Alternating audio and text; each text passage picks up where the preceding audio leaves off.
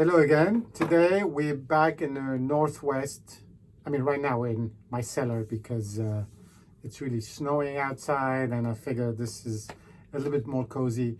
But anyway, from a wine point of view, we're in the northwest. We're in Washington State, and we're having some Petit Verdot, which we're going to talk a little bit about, by Mike Januik, who is really one of the pioneers of Washington State winemaking. He's been at it for over 40 years, and before that he used to own a wine store in Oregon.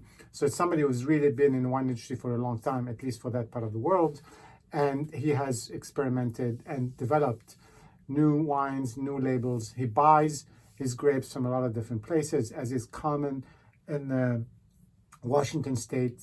There are some really premier vineyards there that sell fruit to some of the top producers, like Shampoo Vineyard, which we discussed when we were drinking the Cabernet from Chenin, like Clipsum Vineyard, like Ciel du Cheval, where this is from, Ciel du Cheval, Petit Verdot 2016, like some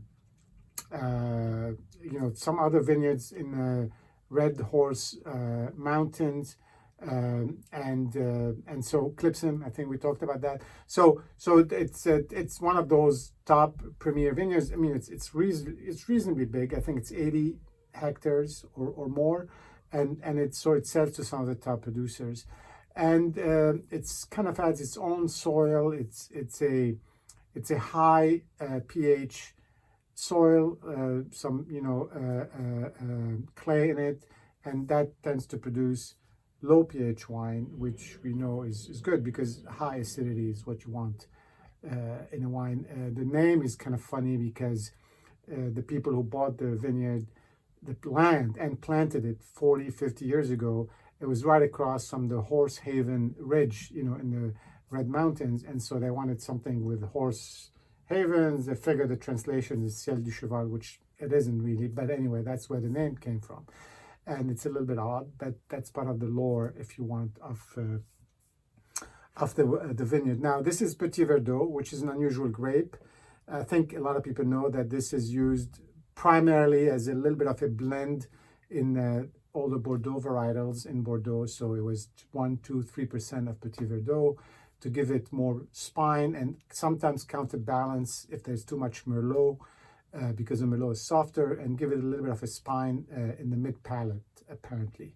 I was intrigued by that because I figured something that you only use just a couple of percentages of must be interesting on its own for whatever reason, either because it's too strong or because it's rare. It turns out that actually it does ripen a lot later than some of the other grapes. That's why it's not really favored as something you can really depend on in large quantities, except in the New World, where now the ripening is not as much of an issue because of the temperatures, and people have started developing these single varietal Petit Verdot in California, in Washington, and in South America. In any case, this is a very high quality. I tasted it when I was in Washington State and I visited the winery, Mike's. It's a beautiful place, by the way, in Seattle, right outside of Seattle, if you have a chance to visit the winery itself, not the vineyards. And it's just modern, nice food, sitting outside is just kind of one of those pleasurable afternoons. And then in any case, let's look at this together. It's very dark.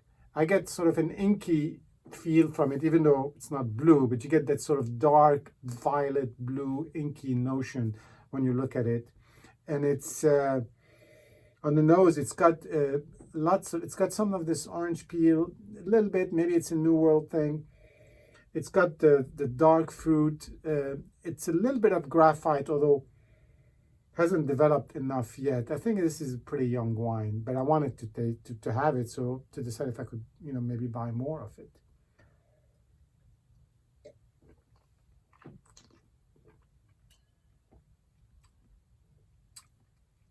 You get a little bit of pepper on the finish, maybe mixed with some leathery sort of, tougher. And I kind of like that. This is a tough wine. This is interesting. It's sort of, it does its own work, and you don't necessarily want to drink it every day.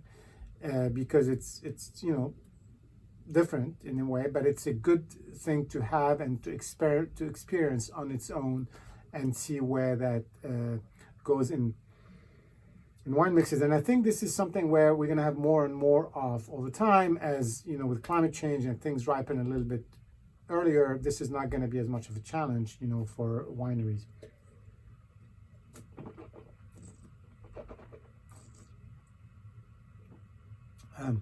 Nice in the mouth. Still a little bit, I think it's going to strengthen a little, because I feel a little bit of weakness in the mid palate. But and it's funny because it's supposed to add strength in the mid palate. And then on the finish, it's very nice. It's tannic, it's acidic. I think it just needs to come together a little bit more. This is a wine that I think will still be good in a few years. Anyway, cheers, and see you soon.